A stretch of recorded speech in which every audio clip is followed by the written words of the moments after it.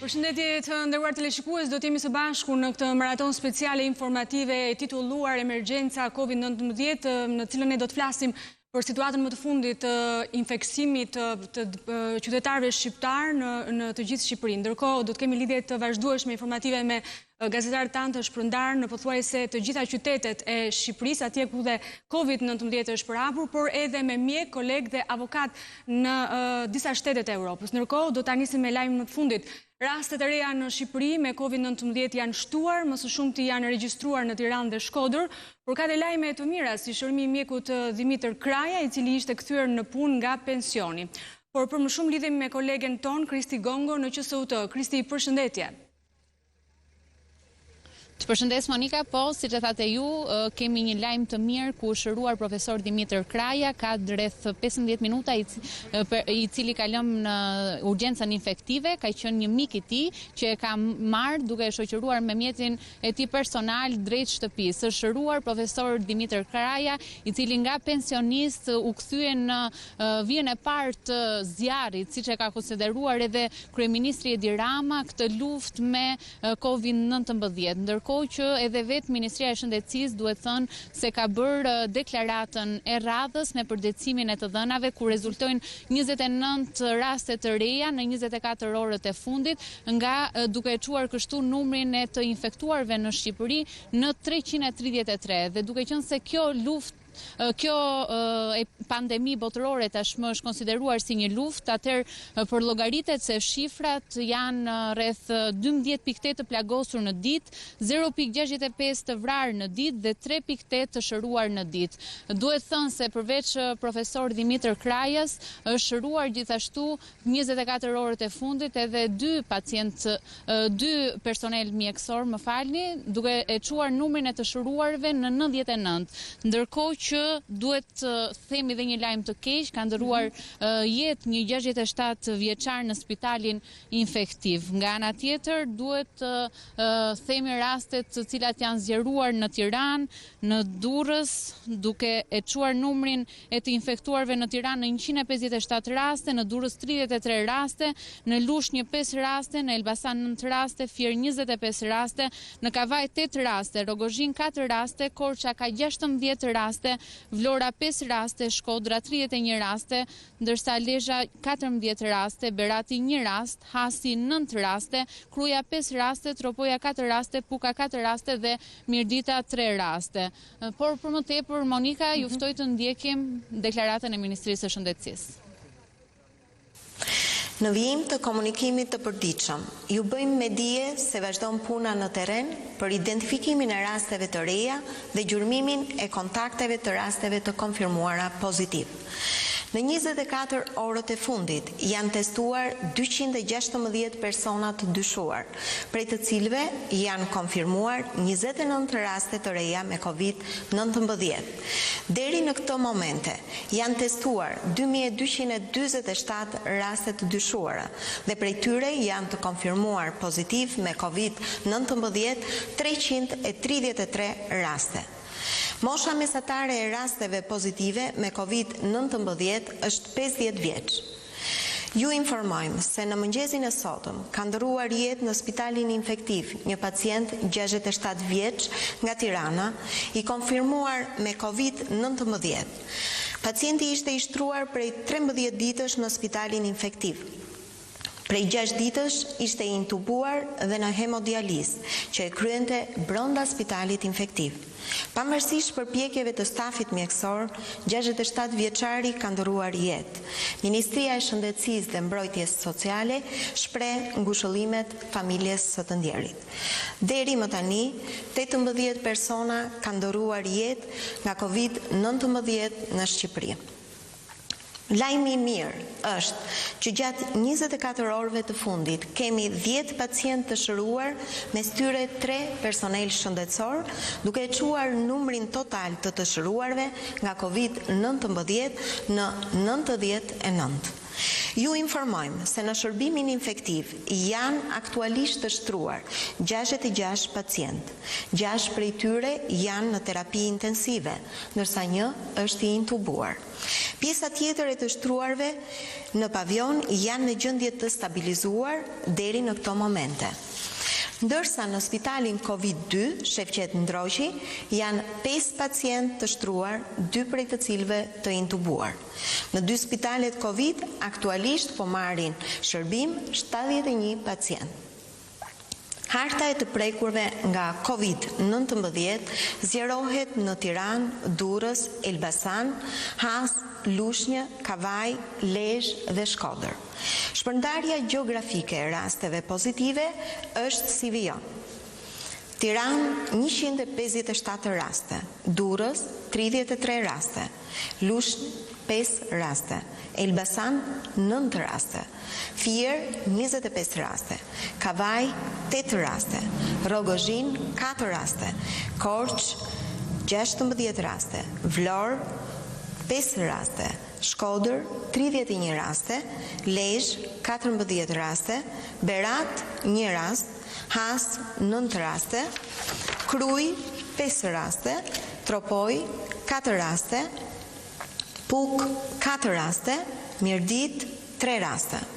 Ministria e Shëndetësisë dhe Mbrojtjes Sociale i kërkon qytetarëve të vijojnë të respektojnë masat e distancimit social. Është po kaq e rëndësishme që masat e kontrollit të infeksionit të respektohen maksimalisht edhe brenda rretheve familjare, duke shmangur vizitat tek të afërmit për çdo lloj arsye për të parandaluar transmetimin e COVID-19. Nëse keni shenja të COVID-19, telefononi në numrin 127. Për çdo pyetje ose informacion për COVID-19, telefononi në numrin e gjelbër 0800 40 40. Pra ky ishte bilanci zyrtar i bërë publik nga autoritetet shëndetësore. Kristi, ju keni të dhënat e të ashtu quajturit buletini i luftës në Shqipëri. Do të na sjellësh disa detaje të tij? Po, Monika, në fakt, duke qenë se kjo pandemi botërore është kthyer në një luftë tashmë me një armik të padukshëm, duhet të themi se përllogariten edhe të dhëna në lidhje me të plagosurit apo të vrarët dhe të shëruarit në këtë luftë që po përpiqemi të shpëtojmë të gjithë. Pra përllogariten rreth 12.8 të plagosur në ditë, 0.65 të vrarë në ditë dhe 3.8 të shëruar në ditë. Ndërkohë që siç u tha edhe nga sinkroni deklarata e Ministrisë Shëndetësisë, duhet thënë se kemi 2 godina shëndetësore të cilat janë kthyer në zonë karantine ku mjekohen dhe kurohen të prekurit me COVID-19, kemi urgjencën infektive, por gjithashtu edhe ish sanatoriumin, spitalin Shefqet Ndroqi. Pra, siç u tha edhe në vijim, kemi të shtruar gjithsej në të 2 spitalet COVID-1 dhe 2, 71 pacient gjithsej, 66 të shtruar në urgjencën infektive, ku 6 prej tyre janë në terapi intensive, ndërsa 1 është i intubuar, ndërsa në spitalin COVID-2, pra në spitalin e ish sanatoriumit, janë të shtruar 5 persona, 5 pacient të cilët 2 prej tyre janë të intubuar.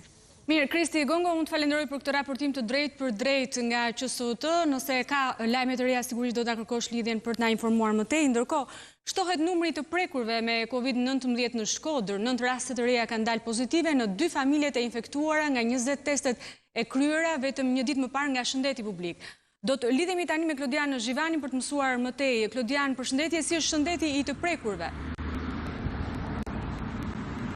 Përshëndetje Monika, është rritur edhe sot ndjeshëm numri të prekurve në qarkun e Shkodrës, sërish zona më problematike mbetet Bashkia e Shkodrës. Nëse 3 ditë më parë raportonin për vetëm 2 persona të prekur, një numër tërësisht i papërfillshëm për situatën në të cilën ndodhemi, sot kemi 25 persona të infektuar nga Bashkia e Shkodrës. Gjatë ditës së djeshme janë kryer edhe 20 testime me tampon ndaj familjarëve dhe personave të kontaktit të personave të infektuar që kanë dalë më herët, dhe nga 20 kontrolle, 9 prej tyre kanë rezultuar pozitiv. 6 i përkasin familjes në Dobrazh dhe 3 të tjerë familjes në Kiras. Duhet thënë se gjatë ditës së djeshme 2 persona nga këto 2 familje janë dërguar për në spitalin e infektimit në Tiranë pasi ndodhen në gjendje më të rëndë shëndetësore. Ndërkaq ndaj të gjithë personat e kontaktit dhe familjarëve po vazhdojnë kontrollet më të rrepta pasi duhet të rishikojmë mënyrën se si po zbatohet vetë karantimi. Janë forcat e shtuara policie të cilët po kontrollojnë ata, ndërkaq që në Bashkinë e Fugës vjonte mbetet i pandryshuar numri me 4 të prekur. Por pavarësisht kësaj rritje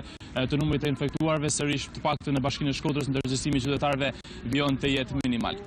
A ka reaguar në fakt popullata e Shkodrës lidhur me kufizimin edhe më të masave drastike që janë marrë për të ruajtur distancimin social, edhe se Shkodra është vendosur në hartën tashmë të rritjes së numrit të prekurve këto ditë krahasuar me qytetet e tjera të Shqipërisë? Pavarësisht se Shkodra tashmë është pjesë e hartës me zonat kuqe, më të themi, për shkak të prekjes në masë nga koronavirusi në qytet, ndërgjegjësimi vjon të jetë minimal, si shikojmë edhe nga pamjet, lëvizjet vjon të jetë normale në qytet, është rikthyer trafiku në rrugë, siç edhe shikojmë ndërsa qytetarët po vjojnë lëvizjet masive, madje edhe për krah njëri tjetrit edhe me fëmijët e tyre po vjojnë të shëtitjet tradicionale për të shfrytzuar edhe këto orare deri në orën 13 dhe pastaj për të rikthyer në shtëpi. Duhet thënë se gjatë ditës së diel qyteti është tërësisht i boshatisur, por nga e hëna në të premten ose edhe në të shtunën lëvizjet në qytet janë masive. Diana, ke mundur të bisedosh dhe po insistoj ke kjo pikë sepse Shkodra është shfutur pikërisht në atë pikën e kuqe krahasuar me qytetet e tjera, ke mundur të flasësh me qytetarët përse nuk janë të ndërgjegjësuar për të ruajtur këto rregulla? Villën, mund themi një lloj krenarie, pasi gjithë justifikon me faktin se ne nuk na prek koronavirusi, por është një gabim i madh. Nuk duhet të mendojmë për vete, por duhet të mendojmë për personat që kemi në shtëpi në këtë rast. Duhet të mendojmë për gjyshërit, për personat që të janë të sëmurë, pasi dashje ose pa dashje mund të rikthehemi edhe në përgjegjësi të madhe ndaj nesh, mund shkaktojmë edhe pasoja më të rënda ndaj tyre. Për qytetarët Shkodran, disa janë ndërgjegjësuar, por një pjesë e madhe e tyre duhet thënë se ende nuk e pranojnë faktin se janë të rrezikuar nga koronavirusi. E kuptoj. Falenderoj Klodian Zhivani për informacionet. Nga Shkodra do të shkojmë në Lezhë, tani ku na pret Kristiana Pemaj. Kristiana, përshëndetje, a ka raste të reja në Lezhë sot? Po Monika, të përshëndes. Në fakt në Lezhë kemi 3 raste të reja të prekur me COVID-19, duke quar numrin në total në Lezhë në 14, ndërsa sa i takon qarkut në 17 raste. Ajo që duhet të theksojmë për këta 3 raste, këta janë pjesëtar të një familje, të një personi i cili më parë ka rezultuar pozitiv sa i takon COVID-19. Pra, fatmirësisht duhet thënë që nuk është një vatër e re. Edhe gjatë ditës së djeshme, 4 anëtarë po të njëjtës familje kanë rezultuar pozitiv nga COVID-19. Duhet theksuar se edhe pse numri i rasteve po shtohet çdo ditë më shumë në qytetin e Lezhës, ajo që vihet re është se qytetarët vijojnë që të jenë në rrugët e qytetit. Ka pak ndërgjegjësim sa i takon kësaj. Është momenti që ata të qëndrojnë në shtëpi edhe pse rastet po shtohen. Duhet theksuar se kemi një lajm të mirë në Lezhë në fakt, është ajo i shërimit të një infermiere të spitalit rajonal të Lezhës, e cila rezultoi me COVID-19 pak ditë më parë.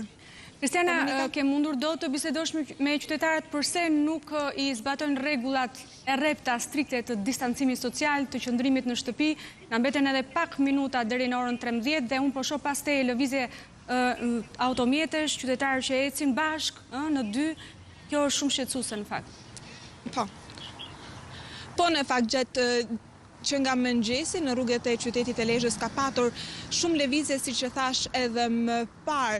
Ne i kemi pyetur ata, ndërsa thonë, po kryejmë disa punë dhe do kthehemi shumë shpejt në shtëpi, por kjo pamje na ka shoqëruar gjatë gjithë këtyre oreve. Në fakt e çuditshme ishte edhe në sot në Tiranë, teksa vija në punë kishte një fluks të madh qytetarësh në rrugë për automjete. Kristiana Pemaj, të falenderoj për informacionet dhe raportimin e drejt për drejt mbi situatën COVID-19 nga qyteti i Lezhës. Do të shkojmë tani në Elbasan. Atje na thonë se është regjistruar një rast i ri. Do të lidhemi me kolegen Bruna Kërçuku. Bruna, përshëndetje, si është gjendja e të prekurit? Përshëndetje, një 56 vjeçar është i prekur i 9 në qytetin e Elbasanit, ndër 4 vatra pas një lidhje me njëra tjetrën, duhet me thënë. Gjendja e 56 vjeçarit paraqitet e qëndrueshme, por ndërkohë Shëndeti Publik është duke marrë analiza të bashkëshortes dhe të 2 djemve të tij, ndërkohë që po hetohet edhe për burimin e infeksionit, pra për historikun se prej nga është infektuar 56 vjeçari i cili punonte edhe si shitës në një dyqan mishi, por autoritetet thonë se prej disa ditësh ky dyqan ishte i mbyllur. Ndërkohë mundoja të sjellja pranë jush apelin e të shëruarit të vetëm që ndodhet në qytetin e Elbasanit, pra një person i pari identifikuar në Elbasan, i cili edhe pse nuk pranon të dalë në media, ka bërë apel për qytetarët, duke lidhur edhe me faktin që ju vini re, që akoma në rrugë vazhdon të ketë shumë njerëz dhe shumë njerëz vazhdojnë të mos i binden autoriteteve publike. Ka lëvizje jo vetëm dyshe, por dhe 3-4 persona, sidomos në ditët e shtuna, pra një ditë përpara se të ndodhë mbyllja 40 orëshe e gjithë qarkullimit në të gjithë vendin.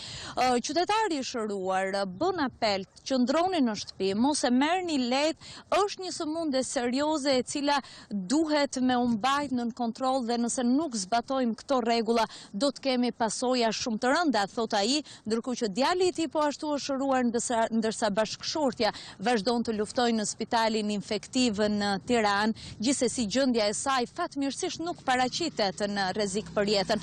Ndërkohë duke ju referuar të prekurve të 2 ditëve më parë, pra punonjëses së bankës dhe 2 vajzave të saj, mësojmë se 53 vjeçarja është e hospitalizuar në infektivin e Tiranës, ndërsa 2 vajzat 21 dhe 22 vjeçë nuk paraqesin simptoma të dukshme, por janë mbartëse të virusit, ndërsa u analizuan 22 punonjësit e këtij filiali banke, të cilët të 22 të gjithë rezultuan negativ, por ndërkohë është marrë masa për karantinimin e detyrueshëm të filialit të bankës dhe 22 punonjësit duhet të qëndrojnë në karantinim të detyrueshëm për 2 javë, sepse supozohet që ndoshta shenjat mund të shfaqen më vonë, pra kjo periudhë është absolutisht e detyrueshme për të mbajtur. Është kjo situata në Elbasan deri në këto momente, ndërkohë që lëvizjet shpresojmë pas orës 1 të ndërpriten, duhet me thënë në filialet e bankave, në filialet e postës, është akoma e nevojshme ndërhyrja me policë bashkiake apo me policinë e shtetit për të ruajtur distancën.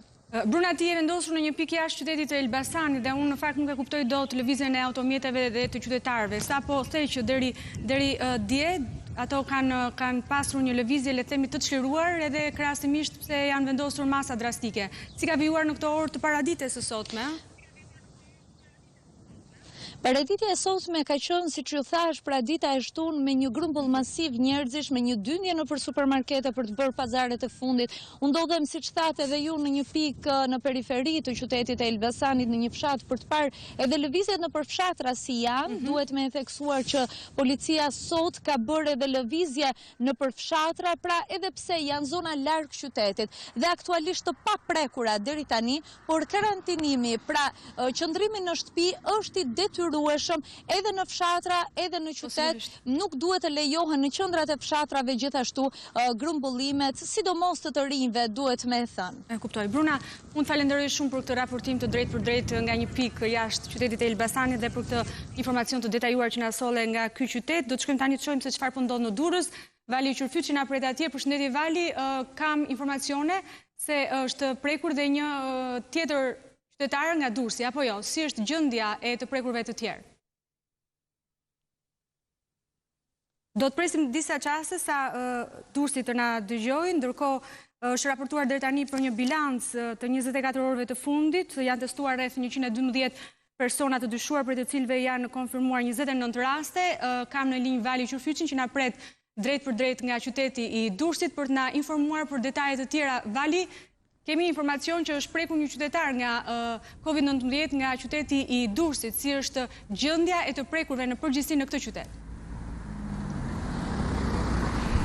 Në fakt në Durrës situata ka qenë e qetë, të paktën kështu thon bluzat e bardha në spitalin rajonal të Durrësit, por rasti më i ri, ai që u raportua edhe zyrtarisht nga Instituti i Shëndetit Publik, duket se është mes të infektuarve që kanë qenë raste të dyshuara që janë dërguar nga Durrësi në infektivin e Tiranës si raste të dyshuara dhe atje është konfirmuar, pra nuk kemi ende një raportim të saktë mbi generalitetet apo kush është personi infektuar. Durrësi ka qenë i qetë dhe këtë mëngjes dhe gjatë ditës sotme bluzat e bardha ishin të kënaqura nga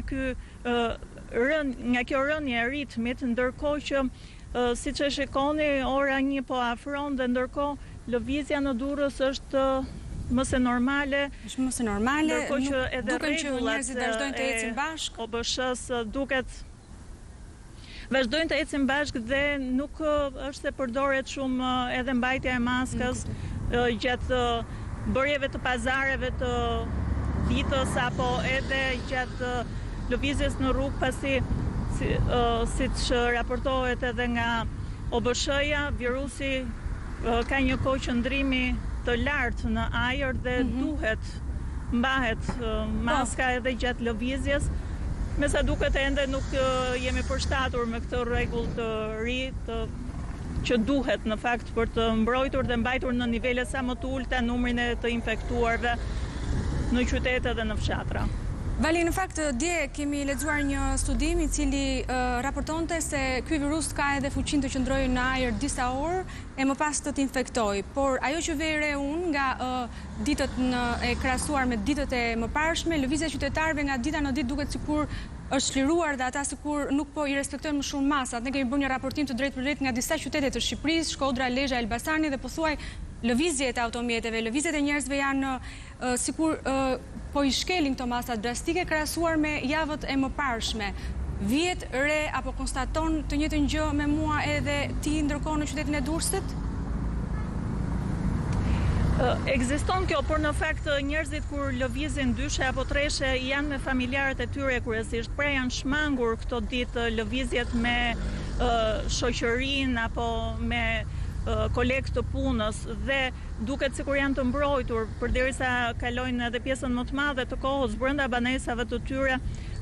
Ky rregulli i ruajtjes së distancës shkelet edhe jashtë në ambientet e jashtme nëpër qytete apo zonat periferike.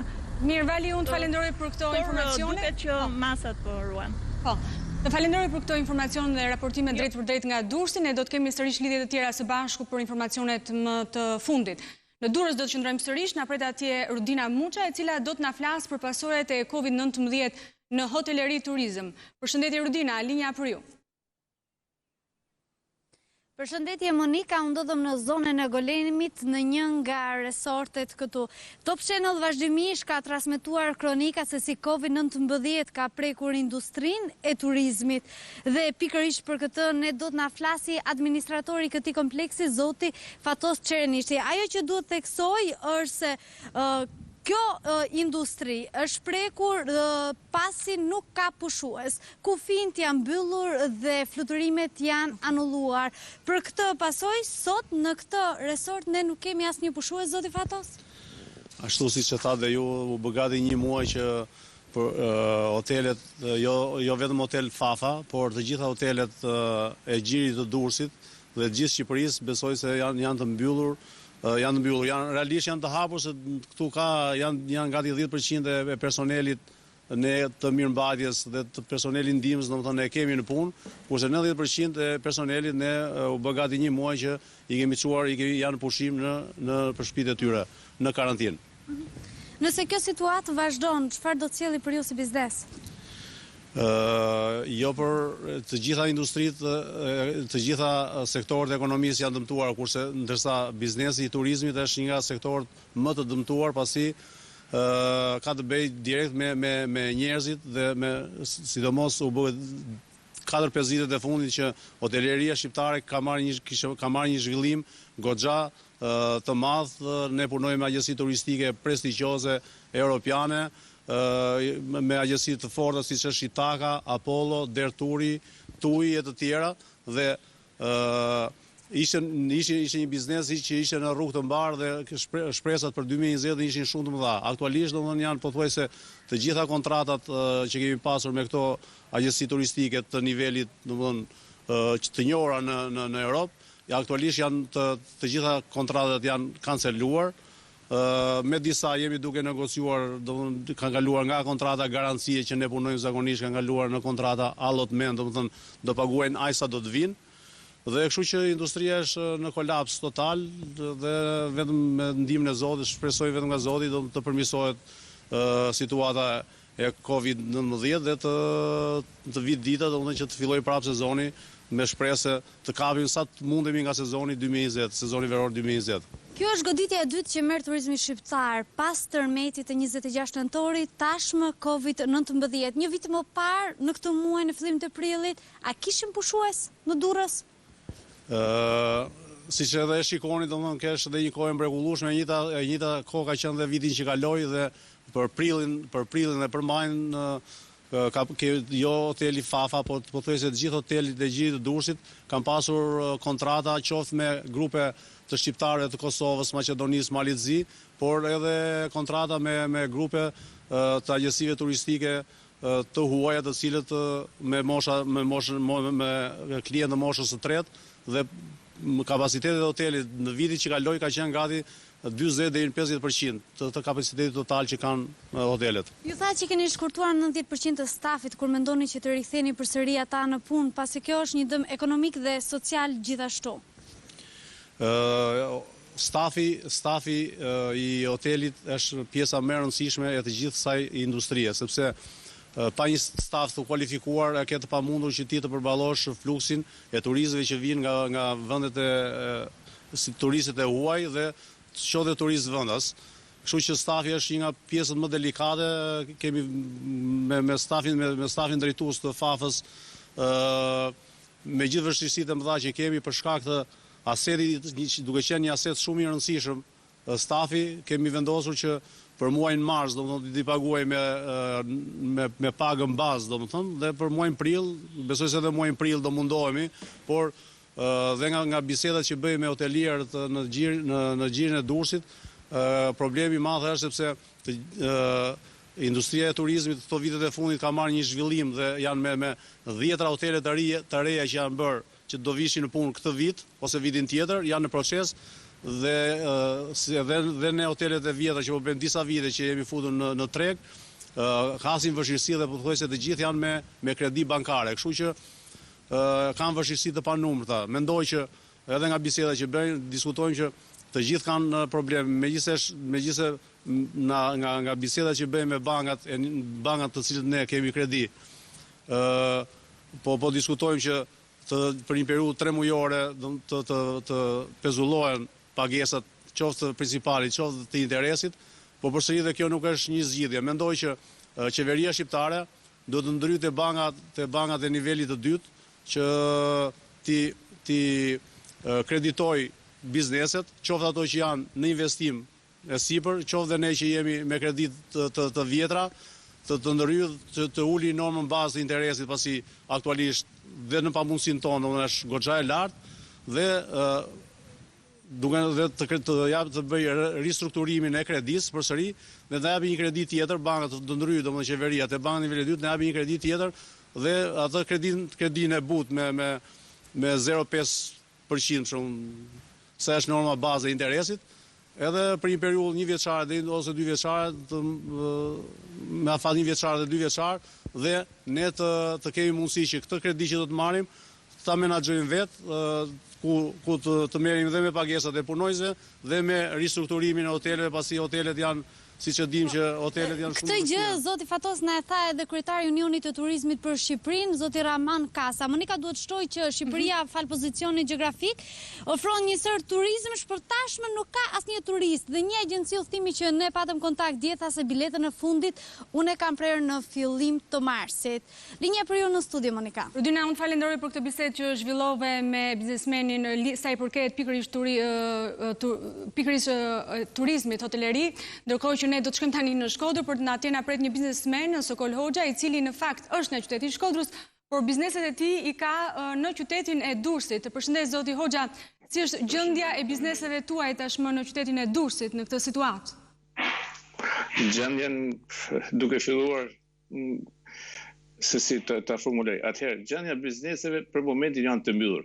Edhe kërkojmë që punën e parë, shteti të ndryshojë statusin. Bizneset, hotelerit dhe agjensitë turistike normalisht me status sepse janë jo funksional duhet të jenë të mbyllur. Pra, ne kërkojmë minimumit që statusin e tyre të ketë të mbyllur. Pastaj ne kemi një problematikë shumë të madhe me punojësit tonë, sepse në këtë situatë me koronavirusit ne erdhëm të dëmtuar edhe të dërmuar, pasi kaluam 2 tërmete. Ne kemi harruar tërmetin e shtatorit, e fundit shtatorit, që ishte shumë i rëndë për ne. Ndërkohë që na dhuni tërmeti tjetër. I nëntorit. Pra, të gjithë investimet ose hoteleria e Brekut Detit ka qenë investime për të rregulluar, për të remetuar, për të rritur standardet sepse turistët e huaj kanë kërku. Edhe nuk e di, është shumë e vështirë. Besoj që dhe ata i kanë kanceluar ato prenotimet e tyre. Në fakt do doja të bëja një pyetje të drejtë për drejtë. Sa veta keni hequr nga puna? Ne kemi hequr nga puna më shumë se 90% të punësve. Pasi faleminderit për Zotit, mundësitë tona i kemi paguar deri në fund të muajit mars, kurse për muajin prill nuk kemi asnjë mundësi, edhe na vjen keq sepse punonësit ne i kemi aset të cilët i kemi zgjell, i kemi punu, i kemi eduku, kemi bashkëtu me ta, pra janë shumë e rëndësishëm për ne edhe nuk e di, por minimumin e kërkojmë nga shteti. Okej, puna parë, faleminderit për qeverinë për kufizimet që ka vendosur. Puna dytë, faleminderit për që ka menu për njerëzit më nevojë. Por pastaj nuk duhet bëjnë diferencime biznesi i vogël dhe biznesi i madh. Të gjithë jemi në një situatë shumë vështirë, pra. Ne kemi të pamujtë sepse kemi qenë me investime, me rregullime, me remetime, ndërkohë që edhe kreditë në bank janë të pamujtëra për më marr, sepse nuk ka asnjë mundësi nga ana jonë të rriskojmë sepse nuk dimë sa do të vazhdojë kjo situatë. Kurse për sa i përket anullimeve, po thuaj se komplet anullimet që qenën këto 3 muajt e parë janë stopuar.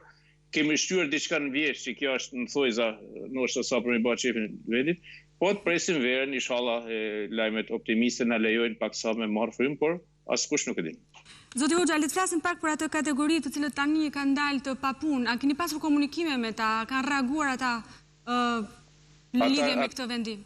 Ka qenë reagimi i tyre? Ka qenë një siklet i madh që ne me të thënë drejtën që në gjysmën e muajit mars kemi komunikuar çdo ditë. Ata thjesht na mirë kuptojnë, edhe e dinë situatën tonë, sepse ne jemi rritur me këto punës. Çdo ditë nga mëngjesi deri në darkë kemi komunikuar, kemi punuar, pra janë me qindra, pra unë themi, pra jemi detyruar të marrim vetëm një bërtham të vogël sa për me mirëmbajt hotelin, sa me qenë hotelet në kamp. Atëherë, çfarë zgjidhjesh propozoni ju për të dalë nga kjo situatë? E di që është shumë e vështirë në fakt, por shumë e vështirë, por ne nuk duhet bëjmë asnjë gjë ndryshe, thjesht të shikojmë rekomandimet ndërkombëtare, organizatat e ndryshme ndërkombëtare të gjithë për turizmin, çfarë japin, 1, 2, 3. Pra, nëse japin puna parë, me nxjerrjen asistencë, shteti duhet të paguajë me pagën minimale këto punës. Si dhe duhet të paguajnë sigurimet shoqërore për këta. Kjo është aja edhe. Zoti Hoxha, më falenderoj për këtë bisedë drejt për drejt nga qyteti i Shkodrës. Ishte Sokol Hoxha, një biznesmen i cili ka dhe bizneset e tij në qytetin e Durrësit. Ne do të kemi tani një lidhje direkte nga Vlora. Kryetari i operatorëve turistik të jugut të Shqipërisë është zoti Vasil Bedini, me cilin do të bisedojmë mbi dëmet që kjo pandemi ka sjellë industrisë së hotelerisë turizmit. Përshëndetje zoti Bedini, si është gjendja e bizneseve në jug dhe sa persona kanë mbetur të papunë? Përshëndetje të gjithëve dhe juve. Ashtu si në çdo qytet tjetër të Shqipërisë, edhe Vlora paraqitet në të njëjtat kushte. Pothuajse 100% e sektorit hoteleri turizëm është i mbyllur, përveç se kemi zbatuar rekomandimet e dhëna nga Ministria e Shëndetësisë dhe nga kryeministri. Nuk po flasim sot në këto ditë për sektor që të kemi të punësuar. Pra, 100% e sektorit ton është i mbyllur, derisa të kemi informacione më shumë, apo derisa të ndryshojë situata. Gjendja është ashtu siç raportohet në Durrës, në Shkodër, siç u shpjeguan dhe parafolësit kolegët e mi nga Durrësi dhe nga Shkodra. Pra është një situatë ashtu si në gjithë Shqipërinë, nuk bëhet fjalë në këto ditë dhe në ditët e vazhdim që do të kemi subjekte të hapura. Pra të gjitha subjektet janë të mbyllura, jemi duke menduar, jemi duke pritur nga ora në orë, dita në ditë. Fati mirë për qytetin e Vlorës është që nuk kemi pasur raste të reja dhe shpresoj që nuk do të ketë se dhe ne si operator turistik i marrim informacionet në kohë reale nga kolegët tanë në fshatra në lagjet e Vlorës, në gjithë qarkun e Vlorës, pra shpresoj që ky është një lajm i mirë që nuk do të kemi, sepse do vi një moment që edhe turistët do të zgjedhin qytetet të cilat janë më pak të prekura. Zoti Bedini, sa persona kanë mbetur të papunë nga bizneset tuaja? Nëse flasim për biznesin tim personal, unë jam 100 persona që kam të regjistruar nga ndërmarrjet e mia, por për sa i përket qytetit të Vlorës, siç ju thash pak më lart, këtë muaj prill i kanë të regjistruar, apo në rast se ka ngel ndonjë biznes që akoma se ka të regjistruar, është në të tilla procedura, sepse duke përmendur fjalën luft, dhe ne jemi te pjesa e luftës, mbase disa subjekte apo marrim dhe mendime jo të qarta apo jo korrekte, kjo është edhe për shkak të depresionit apo të fjalës luft nga mëngjesi deri në darkë. Pra, me pak fjalë gjithë ky sektor në qarkun e Vlorës i ka regjistruar dhe po vazhdon të regjistrojë të gjithë punonjësit që punojnë në këtë sektor. Sa shifra, zoti Bedini, sa shifra që deklarojnë të papunë deri tani? Për qytetin e Vlorës nuk e kam të shifrë të saktë, po di që qyteti i Vlorës për biznesin tim është 106. A do t'i merrni sërish në punë? Ka ngelur vetëm bërthama. Shiko, dëshira jonë është sepse kemi vite që i trajnojmë, i kemi si familje, ashtu si tha dhe Sokoli pak më parë, dëshira jonë që ata është që të fillojmë punë që nesër, sepse të gjithë kemi sakrifikuar, që nga shteti i parë që ka hedhur fonde pafund për trajnimin, për shkollat, për sektorin tonë, po ashtu dhe ne si subjekte private i kemi trajnuar, pra po na duket sikur po na ikën ajo pjesë që ne kemi vite që kemi investuar në këtë pjesë. Dhe jemi te pjesa që në rast se nuk do të ngrihemi, që nuk besoj se do të ngrihemi për këtë vit, shumë nga këta punojnë sepse kanë jetuar me rrogat që kanë marrë nga ne, do të kërkojnë zgjidhje të tjera. Zgjidhjet e tjera do të jenë emigrimi, do të zgjedhin shtetet që ka më pak probleme, në shtetet që kanë më shumë siguri. Pra ajo pjesa që ne na dhëmb është që pavarësisht punës që ka bërë gjithë secili nga ne si operator turistik apo si përmarrës, pika e parë dhe hallka e parë që kemi pasur gjatë gjithë kohës është trajnimi i punonjësve tanë, sepse siç e dini ne kemi kritikuar gjatë gjithë kohës për cilësinë e shërbimit dhe ka qenë primare nga ana jonë që të kemi të ndryshonte shërbimi. Ja kemi arritur sepse në 2 vitet e fundit, ashtu siç e dim të gjithë, niveli apo konkurenca e jonë ka qenë në nivele të ballafaqueshme me vendet e rajonit. Zoti Bedini, unë falenderoj për këtë. Kjo është pjesa që na dhe më shumë. Për këtë bisedë, kjo është situata në që duket pritshme e zymt sa i përket industrisë së hotelerisë turizmit. Ne bëm një panoramë përgjithshme duke filluar nga Durrësi, Shkodra e arritëm deri në Vlorë, ndërkohë do të ecim në një çështje tjetër, në një kohë që disa kategori të burgosurish në Shqipëri kanë përfituar leje për shkak të pandemisë, janë të parë burgosurit tashmë që kërkojnë ndryshimin e masës në arrest shtëpie. Do të lidhemi me gazetaren Anila Hoxha, e cila na tregon më shumë. Nila, përshëndetje, por pyetja ime e parë, çfarë po ndodh në burgun e Rogozhinës? Përshëndetje Monika, me njerë pasi një nga punojësit e burgut të Rogozhinës rezultoi me Covid pozitiv dhe me njerë pasi u karantinuar në shtëpi 4 punonjës, ditën e sotërme janë karantinuar në total 12 punonjës të burgut të Rogozhinës. Vetëm njëri prej tyre rezulton me Covid, këta mendojnë që kanë patur kontakte të drejt për drejta me juristin, është karantinuar gjithashtu drejtori, shumica janë efektiv të policisë së burgut të Rogozhinës, por përpara se t'ju përgjigjem sërish për Rogozhinën, ne gjendemi këtu me 2 avokatë të cilët ndonë se është fundjavë dhe kuptohet që gjykatat janë të pezulluara me përjashtim të kërkesave urgjente, masa siguri apo masa të tjera, të cilët kanë ardhur në gjykatën e posaçme dhe çfarë kërkese keni depozituar? Në kuadër edhe të mbipopullimit të burgjeve edhe të situatës së krijuar të koronavirusit, jemi të mendimit dhe i kemi kërkuar gjykatës së posaçme zrëndësimin e masave të sigurimit, arrest me burg në arrest të paktën në arrest shtëpie, Për sa persona keni kërkuar ju si avokat deri më tani ndryshimin e masës sigurisë nga arrest me burg si paraburgosur në arrest shtëpie? Në situatën e Covidit gjithmonë. Vetëm zyra jon ka kërkuar mbi 26 raste, nga të cilat mbi 80% kanë gjetur pranimin e gjykatës dhe janë zvendësuar me arrest shtëpie. Për çfarë vepra shpejt fjalë, për cilat vepra gjykatat në gjykata posaçme po dhe gjykatat e tjera janë treguar tolerante? Bëhet fjalë për një kategori të caktuar veprash penale, të cilat në maksimum dënohet deri në 7 ose në 8 vjet, pra një kategori e lehtë veprash penale, përveç disa rasteve të caktuara kur ka pasur një moshë të thyer apo ka vuajtur nga disa sëmundje të tjera shoqëruese. Ky është një formë reagimi nga avokatët mbas aktit normativ që dërgojnë në shtëpi me lehtë posaçme vetëm një kategori të dënuarish? Nga ana e avokatëve? Kjo është një formë reagimi nga ana e jon për të bërë atë që quhet në jurisprudencë kriminologjia klinike, pra rast pas rasti, duke qenë se mungon një kriminologji juridike që të ishte gjithë përfshirëse dhe duke qenë se pretendohet që jemi gjatë një lufte, duhet të respektohet ajo që quhet jus ad bellum, pra ligjet e luftës. Ju jeni duke thënë me këtë se nuk duhet mbajtur parasysh vetëm kërkesa e avokatëve, po vetë institucionet, Ministria e Drejtësisë duhet të propozojnë një tolerancë tjetër shtesëve aktit normativ për dërguar një kategori të paraburgosurit? Pikërisht zonjë, jo vetëm këtë, por kur u caktua pra akti normativ kishte edhe një kriter ndalues dhe ky kriter ndalues ishte shumë i madh për shkak se nga 270, afërsisht 270 vepra penale të parashikuara në kodin penal, rreth 200 kishin kriter ndalues. Për pasojë përfituan një numër shumë i vogël dhe i pakonsiderueshëm personash në raport me tërsinë e numrit të paraburgosurve ose të dënuarve. Nëse do ketë një akt tjetër normativ, mund të kemi pak a shumë dhe një zbrazje burgjesh?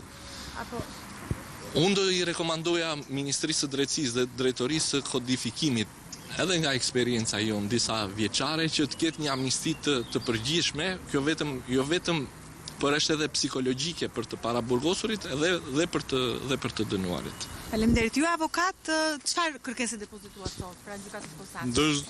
Disa të kërkesë që dërzuar për largim nga vjen e aksidentit edhe disa vepra të tjera që në këndvështrimin tonë janë vepra të dënohen maksimumi deri në 3 vjet. Si të tilla nuk duhet që qëndrojnë në arrest me burg, po duhet të zvendësohet kjo masë, në arrest shtëpie. E qartë. Ju kishte gjithashtu edhe çështjen e një shtetasit të dyshuar për rrëmbimin e Jan Prengës, për cilin gjykata e dërgoi në shtëpi arrest shtëpie, me çfarë argumenti? Po ishte vendimi i drejtë, sepse ai me argument se kishte moshë gjatë 5 vjeçare, ishte i smur, kishte vesh të heqme nga trupi, i cili kishte nevojë për kurim. Po gjithsesi vepra është e rëndë për cilën atribuohet. Referuar edhe veprës, referuar edhe moshës, referuar disa arsye të tjera, arsyetimi i vendimit të gjykatës ishte i drejtë. Faleminderit. Atëherë Monika, duhet theksuar se ndryshe mesatarisht çdo ditë gjykatat dërgonin në paraburgim, mbasi kryen të arrestimet policia dërgonin mesatarisht 25 persona në paraburgime ndryshme. Unë kontaktova sot me zyrtarë drejtorisë përgjithshme të burgjeve për të marrë buletinin se për sa persona në ditë mbasi arrestohen, përfundojnë në qelit e paraburgimit. Dhe vetëm ditën e djeshme ka qenë numri një rënje drastike. Vetëm 5 persona në të gjithë vendin kanë përfunduar në paraburgim në vazhdon e masave kufizuese për të parandaluar përhapjen e virusit COVID-19 në sistemin penitenciar e për të mos rrezikuar edhe shtetasit që vuajnë dënime të ndryshme të dhëna nga drejtësia në vend. Po, në total, nga gjitha gjykata deri më tani janë ndryshuar mjaft masa sigurie. Janë 28 masa sigurie të konfirmuara që janë ndryshuar pavarësisht veprave të atribuara. Megjithëse bëhet fjalë për vepra të lehta, ka edhe vepra sikurse ajo që përmendi avokati për një ngjarje që ishte mjaft e bujshme ditët e fundit, rrëmbimin e Jan Prengës, ku një moshuar u dërgua nga gjykata në shtëpi me arrest shtëpie për shkak të moshës. Siç kuptohet, avokatët po e përdorin kartën e mëshirës së drejtësisë për të dërguar klientët e tyre në shtëpi për të qëndruar me arrest shtëpia. Për të kthyer te burgu i Rogozhinës. Thash që janë karantinuar nga 4 që ishin dje, në total sot me urdhër janë karantinuar 12 punonjës të burgut të Rogozhinës. Shumica efektiv të policisë është kërkuar që të gjithë punonjësit e burgut të Rogozhinës të karantinohen në shtëpi, ka nisur zvendësimi i menjëhershëm i tyre, vetëm njëri prej tyre rezulton me Covid pozitiv, që është juristi, ndërkohë që është zhvilluar tamponimi dhe analiza edhe për 2 të burgosur, njëri në burgun e Durrësit dhe tjetri në burgun e Peqinit, pasi kishin probleme shëndetësore. Ky informacion vjen në rrugë zyrtare dhe të besueshme nga Drejtoria e Përgjithshme e Burgjeve. Të 2 të dënuarit fatmirësisht rezultojnë se nuk janë prekur nga COVID-19. Me urgjencë Drejtoria e Përgjithshme e Burgjeve para ditën e sotme ka përsëritur sërish urdhrin për të gjithë administratën në varësi të kenë kujdes, të distancohen dhe veçanërisht të nështrojnë masave strikte sa herë ata kalojnë derën e burgut për të hyrë në shërbim aty. Po Monika. Anila Uxhan, falenderoj për këtë përshkrim të situatës detajuar në fakt lidhur me parapurgimin në kushte pandemie, por edhe situatës në burgun e Rogozhinës. Do të shkojmë tani për të flasim për një çështje tjetër. Disa biznese po fillojnë të mendojnë si mundësi shitjet online. Vizit Gjirokastra që përfaqëson një grupim prej 90 biznesesh turizmi, bën me dije se janë të paktën 20 biznese të vogla artizanësh, prodhuesish të vegjël dhe të vetë punësuarish që do të ringrinin financat e tyre nëse do të aplikoheshin tarifa favorizuese për postimin të paktën brenda vendit. Do të lidhemi tani me Kristina Fidhin. Përshëndetje Kristina, si po realizohet kjo nismë në Gjirokastër? Mirëdica Monika, në fakt turizmi është sektori më i prekur edhe në jug të vendit prej kësaj krize, po përtej gjithati fataliteti që duket se ka prekur sektorin, ka edhe disa ide optimiste, por që në fakt janë inovative dhe kërkojnë në fakt të zhvillohen ngadalë. Unë kam Manjola Sheajn pranë meje, e cila administron një njësi të vogël produktesh artizanale në qendrën historike të Gjirokastrës. Manjola, si e keni menduar që do ta organizoni shitjen online? Është një, si të thuash, tokë e pashkelur edhe për ju. Ashtu është Kristina, ashtu si kështë e thatë, në fakt në këtë situatë që gjendemi ku nuk e dim se sa do zgjasi, menduam që biznesin tonë ta kthejmë në shitje online. Pra të bëjmë një dyqan online ku të bëjmë disa pako kryesore me produktet e shportës që janë tradicionale dhe të aqojmë tek dera e shtëpisë të gjithë klientëve që ne kemi në zonë. Ka sfida kjo iniciativë për ju, me çfarë po përballeni teknikisht për ta realizuar, sepse nuk e keni bërë më parë, apo jo? Po sigurisht është herë e parë dhe ne menduam ta bëjmë duke qenë se ti përshtatemi situatës.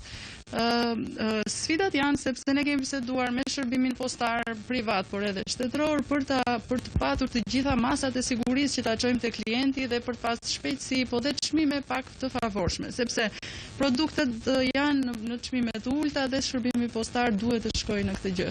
Dhe ne bëjmë thirrje me këtë rast që dhe shërbimi postar ti përshtatet kësaj gjëje që ne si biznese të vogla të mund ta zhvillojmë këtë. A bizneset të tjera, si puna juaj të gatshme për t'ju bashkuar kësaj iniciative, edhe a do ishte kjo një mundësi për të mbijetuar? Kjo do ishte e vetmja mundësi në fakt për të mbijetuar biznesin, sepse parashikohet që turizmi do i kohë që të rikthehet, siç ishte. Kështu nga Vizit Gjirokastra, që shoqata që operon në qarkun e Gjirokastrës, janë marrë në pyetje dhe gati më shumë se 20 biznese janë të interesuara ta zhvillojnë dyqanin e tyre dhe shitjet online. Dhe ju kërkoni ndihmë tani nga posta që t'i përshtatet kësaj situate të re, apo jo, dhe të ketë një shërbim më efikas nga gjitha postat, besoj. Po, ne këtë kërkojmë, të jetë shërbimi efikas me masat e duhura të higjienës dhe sigurisht dhe me çmime të përshtatshme që ne të mund ta zhvillojmë. Çfarë mund të shkojë në shtëpi nga produktet tuaja, për shembull? Në fakt ne kemi menduar të bëjmë paketa që mund të jenë makaronat osa që përdoren për ditë, mund të jenë çajrat, mjalti, vaj ullirit që do shërbejnë për konsumin ditor. Faleminderit Manjola, dhe uroj që të funksionojë kjo ide e re, po edhe për të ardhmen. Dhe ne kështu shpresojmë, besoj do na shërbejë për të ardhmen dhe jemi optimist në këtë gjë. Faleminderit Kristina. Monika, Kristina, të falenderoj për këtë bisedë që zhvillove, ndërkohë në pikat kufitare Emergjenca vazhdojnë të mbërrijnë emigrantë edhe pse prej disa ditësh ka nisur zbatimi një urdhri për mbylljen e kufirit. Do të lidhemi tani me pikën kufitare të Kapshticës, ku ndodhet gazetarja Dorela Çule. Përshëndetje Dorela, si është situata atje? Përshëndetje Monika, në fakt ka rreth 30 emigrantë të cilët kanë mbritur në pikën e kalimit kufitar të Kapshticës, një pjesë prej tyre po qëndrojnë në tokën neutrale prej thuajse 24 orësh, kanë qëndruar gjatë gjithë natës në temperatura të ulta, në rreshje bore dhe në një situatë të vështirë, ndërkohë që nga informacionet që ne kemi marrë ata ende vazhdojnë të presin aty. Arsyeja është sepse nuk kanë një autorizim nga konsulatat apo ministria përkatëse, janë kryesisht persona të cilët kanë përfunduar afatin e Schengenit dhe janë detyruar të kthehen ose kanë marrë iniciativën vetë për të kthyer, ndërkohë që kufiri shqiptar vazhdon të jetë i mbyllur dhe këta persona kanë të pamundur të hyjnë në territorin shqiptar, pra pasi kanë përfunduar përpunimin e dokumentacionit nga autoritetet greke, ata mbeten të bllokuar nga kordoni policor në kufi, pikërisht pamundur të hyjnë në Shqipëri. Situata, nga sa ne kemi komunikuar me ta nëpërmjet telefonit, është e vështirë, ka qëndruar gjatë gjithë natës jashtë dhe ende nuk ka një rrugë zgjidhje për ta. Është disata ditë që kjo situatë përsëritet në pikën e kalimit kufitar të Kapshticës, por në mungesë të një autorizimi apo vendimi të përgjithshëm se si do të procedohet me këta persona, ata janë të detyruar të presin aty, ndërkohë që nga ana tjetër e kufirit edhe familjarët që kanë erdhur për t'i marrë janë thuajse në limitet kohore të përfundimit të autorizimit që ata kanë marrë për të erdhur dhe për t'i transportuar drejt banesave të tyre. Situata është e vështirë, ka burra por edhe gra dhe persona të moshuar që janë duke qëndruar aty, ndërsa nga autoritetet tona ende nuk ka një reagim se si do të procedohet me këta persona. Unë dua të theksoj faktin se në rastet kur një pjesë e emigrantëve që mbrin, ndoshta dhe të painformuar në kufi dhe që janë të pajisur me dokumenta apo leje qëndrimi e kanë mundësinë për të kthyer pas përsëri në shtetin grek, ndërkohë që për pjesën tjetër të personave ata nuk lejohen më të hyjnë në shtetin grek dhe pikërisht kjo është edhe arsyeja që ata mbeten të bllokuar dhe pa një rrugë zgjidhje konkrete në këtë situatë dhe përballen edhe me vështirësi. Mirë, Dorila, edhe një pyetje të fundit kam, si është situata e ruajtjes së masave atje në pikën kufitare të Kapshticës me gjithë të dyndje emigrantësh? Sa i takon situatës dhe monitorimit që kryhet nga autoritetet, duhet të themi se respektohet edhe në ditët e mëparshme kur janë lejuar pra persona për të kaluar pasi janë autorizuar nga Ministria Përkatëse, janë bërë edhe të gjitha kontrollet mjekësore dhe sigurisht që ju është kërkuar edhe të vetë karantinohen në banesat e tyre, ndërkohë që ajo që unë dua të theksoj është se të paktën në momentin që ne jemi duke folur janë rreth 30 persona të cilët qëndrojnë në kufi dhe sigurisht që një pjesë prej tyre janë të pajisur me maska dhe doreza, por ka edhe të tjerë që nuk i kanë marrë vetë këto masa mbrojtëse, ndërsa qëndrojnë në një zonë, po themi, edhe ndoshta grupohen me njëri tjetrin dhe aty nuk është se ka një monitorim specifik sa i takon ruajtjes së distancave apo qëndrimit. Pra janë në një hapësirë në një territor doganor ku mund të qëndrojnë sipas zgjedhjes së tyre individuale. Dorila, unë të falenderoj për këto informacione drejt për drejt nga pika kufitare e Kapshticës. Do të shkojmë në Athinë tani, atje na pret Artur Bibe, kolegu ynë, i cili do të na njoftoj në fakt edhe për bilancin zyrtar të prekurve nga COVID-19 në Greqi, por fillimisht Artur dua të bëj një pyetje tjetër sa i përket bllokimit të disa emigrantëve, pra 30 emigrantëve në pikën kufitare të Kapshticës. Nuk e di çfarë informacioni tjetër ke më shumë përshtuar. Po, përshëndetje Monika zonja zotërinj, janë shumë emigrantë në fakt, jo vetëm në Kapshticë, po dhe në pikat e kufirit të Kakavis dhe në Qavot, të cilët nuk mund të kalojmë në kufi, pasi autoritetet greke dhe ato shqiptare tashmë kanë bllokuar pikat e kalimit. Ata janë prej më shumë se 24 orësh në pikat e kufirit dhe nuk duket se do të lëvizin së shpejti andej. Më herët edhe në Janin kemi patur probleme të mëdha për sa i përket emigrantëve shqiptar, të cilët me çdo kusht tentojnë të kalojnë drejt kufit, por autoritetet greke dhe ato lokale pra nuk i kanë lejuar të kalojnë, duke u thënë të kthehen në shtëpitë e tyre tashmë, që është siguruar se nuk do të gjobiten për autoritetet greke ata që kanë të kaluar 90 ditëshin. Monika. E kuptoj. Tani sa i përket bilancit zyrtar të prekurve nga COVID-19 në Greqi, pra bilancin më të fundit. Fatkeqësisht është rënduar situata, kemi 67 të vdekur, në fakt dita e djeshme ka qenë dita më e vështirë deri tani për sa i përket situatës me Covid. Vetëm 24 orët e kaluara vdiqën më shumë se 10 persona, ndërkohë 3 të tjerë kanë vdekur gjatë orëve të para të mëngjesit. Kemi 1613 persona të infektuar, nga të cilët 92 Monika janë në gjendje të rëndë. Përshëndetin. E kuptoj. Masat drastike vazhdojnë të jenë të shtrënguara, do shtrëngohen më tej në ditët në vazhdim? Po, Monika, në fakt grekët, pavarësisht se në përgjithësi i kanë zbatuar rregullat dhe urdhat e qeverisë, përsëri ka njerëz të cilët vazhdojnë shkelin ato. Deri tani është raportuar se rreth 15.000 persona janë gjobitur prej autoriteteve lokale me vlerën me atë gjobën prej 150 eurosh dhe janë dhe 330 persona të tjerë të cilët kanë shkelur rregullat e karantinimit dhe janë gjobitur me 5.000 euro. Pra në total kemi një shumë prej 4.200.000 eurosh, të cilat sipas qeverisë do të shkojnë në luftë kundër Covidit. Ndërkohë Ministria e Tregtisë ka paralajmëruar masa tepër të rrepta për ata të cilët shfrytëzojnë momentin dhe ngrihen çmimet, Monika, duke i paralajmëruar pra me gjoba rreth 50.000 fillimisht kush do të kapet dhe pastaj dhe në heqjen e licencës së aktivitetit. Monika. Falenderoj Artur Bive për këtë informacione drejt për drejt nga Atina. E njëjta situatë në fakt duket edhe në shtetet tjera të Europës. Policia është duke ushtruar kontrollin e saj. Ndërkohë pas shpërthimit të pandemisë edhe në veri të Kosovës, Serbia nuk ka vonuar të ndërhyjë sërish duke urdhëruar karantinimin e komunave me shumicë serbe në Mitrovicën e Veriut dhe Zvečan. Do të lidhemi tani me Alberta Ashani, që ndodhet në veri të qytetit të ndarë të Mitrovicës. Përshëndetje Alberta, me sa duket as në kohë krize, nuk rresh Serbia së diktuari vullnetin e vet në Kosovë, apo jo? Po, përshëndetje Monika, si që thatë ne jemi në Mitrovicën e Veriut, këtu ku gjatë ditës së djeshme, shtabi Emergjenca bashkë me shtetin e Serbisë kanë marrë vendim që qytetin e Mitrovicës së Veriut bashkë me atë të Zvečanit t'i fusin në karantinë, derisa 210 qytetarë të tjerë nga komunat serbe në Kosovë, pra kanë marrë vendim që të njëjtit të izolohen. Ata kanë dërguar dokumenta me emër, mbi emër, se ku jeton qytetare me numër të letër njoftimit dhe i kanë urdhëruar që të vetë izolohen dhe të mos kenë kontakt me të tjerët, duke u thënë se në qoftë se ata paraqesin probleme shëndetësore të paraqiten tek spitali në Mitrovicën e Veriut apo të shkojnë edhe në Nish, siç ka ndodhur me një pacient tjetër të Leposaviçit, i cili para pak ditësh, megjithëse ishte nga Leposaviçi, kishte shkuar pra në qytetin e Nishit të Serbisë për t'u trajtuar ku edhe kishte ndruar jetë si pasojë e koronavirusit. Ajo që kemi parë ne tash e një orë në Mitrovicën e Veriut është se qytetarët janë duke i bërë blerjet e fundit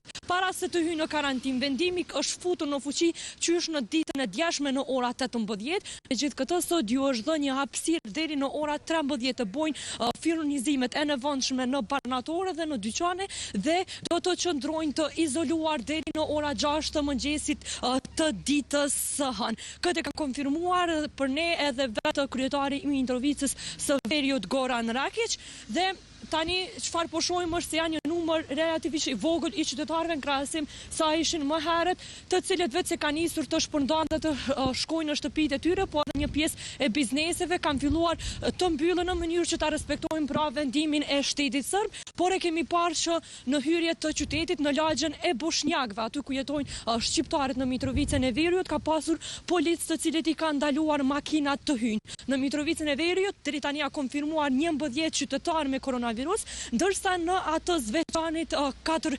qytetarë dhe policët janë po vazhdojnë duke respektuar vendimin e shtabit Emergjenca, i cili është për 4 komunat veriore, pra që qytetarët të shpërndajnë dhe të mos i lënë më që të lëvizin në qytet. Çfarë ka bërë pak këtë vendim, pra vetëm një gjë të fundit, çështja është sepse në komunat veriore në disa fshatra, siç e tham në lagjen e Boshnjakëve jetojnë edhe shqiptarët. Para pak minutash ne kemi folur me disa prej tyre dhe për ta është e paqartë në një farforme nëse duhet respektuar apo jo ky vendim. Për shkak se nuk ka ndodhur siç rëndom ka ndodhur me komunat e tjera të Kosovës, me të Vitis, të Klinës, kur qeveria është mbledhur dhe ka marrë vendim të fusë në karantinë ato qytete, pra është marrë në një mënyrë tjetër ky vendim dhe qytetarët shqiptar këtu kanë thënë, një pjesë e tyre thonë se do ta respektojmë si vendim, ndërsa një pjesë e tyre thonë nuk do ta respektojmë për shkak se nuk është marrë nga ana e qeverisë së Kosovës, por nga ajo e Serbisë, derisa të tjerët thonë se për hir të shëndetit tonë dhe të familjarëve ne do të qëndrojmë brenda dhe nuk do të përzihemi me pjesën e politikës. Alberta, sipas gjykimit tënd, çfarë do të thonë ky urdhër për shtetin e Kosovës? Të them të drejtën, është një, në qoftë se shohim për sigurinë e qytetarëve është një vendim i mirë, për shkak se kemi një numër të madh të qytetarëve të cilët janë të prekur në mitovicën e veriut. Pra janë 11 qytetarë, janë 4 në komunën e Zveçanit dhe nëse u shohim anën njerëzore humane është një vendim i cili duhet të respektohet për hir të vetvetes dhe anëtarëve të tjerë të familjes, pa e parë anën e gjykimit politik, siç e thanë edhe disa qytetarë pak më herët. Por nëse shohim besoj që në këto momente është momenti që të mos e shohim politikën. Pra kemi dëshpëruar mjaft shumë prej anës së politikës, është momenti që të mendojmë për të mirën e njëri tjetrit dhe të vendosim për atë çfarë është më e mira për ne dhe për të afërmit tanë. Të falenderoj Albert Ashani drejt për drejt nga Mitrovica e Veriut për këtë raportim të detajuar, ndërkohë kthehemi në Tiranë. Kryeministri Edi Rama vetëm pak ditë më parë ka paralajmëruar për një çlirim të masave me pikatore, ndërkohë që ka folur dhe për ndëshkimin atyre që i thyejnë këto masa drakoniane, le të themi, që janë vendosur për të ruajtur nga COVID-19. Por për të mësuar më shumë dhe për të na përcjellë informacionet më të fundit, ne do të kemi në lidhje të drejtë për drejtë tani Elda Mengën. Përshëndetje Elda, si është situata atëherë? Të përshëndes Monika, për herë të parë nga nisja e betejës me COVID-19, kryeministri Edi Rama ka përdorur fjalën heqëlirie, pra ka kërcënuar me burg të gjithë ata persona dhe qytetarë të cilët nuk respektojnë rregullat e qarkullimit, të distancimit social. Kryeministri paralajmërimin e tij e ka bërë në rrjetet sociale ku ka postuar edhe një foto të disa tregjeve në Tiranë, të cilat janë të mbipopulluara me njerëz, ndërkohë ka paralajmëruar që ditën e hënë masat shtrënguese të reja, pra heqja e lirisë për çdo i cili e ka kuptuar gabimisht lirinë e daljes nëpër tregje apo edhe në fashat e lejuara, do të ndëshkohet pra sipas masave të reja të cilat hyjnë në fuqi ditën e hënë. Sipas kryeministrit, ushtria dhe policia bashkiake do të krijojë urgjentisht kordonët sanitar të tregjeve. Policia e shtetit, thot kryeministri, do të godas shkelësit me masa të reja ndëshkimore.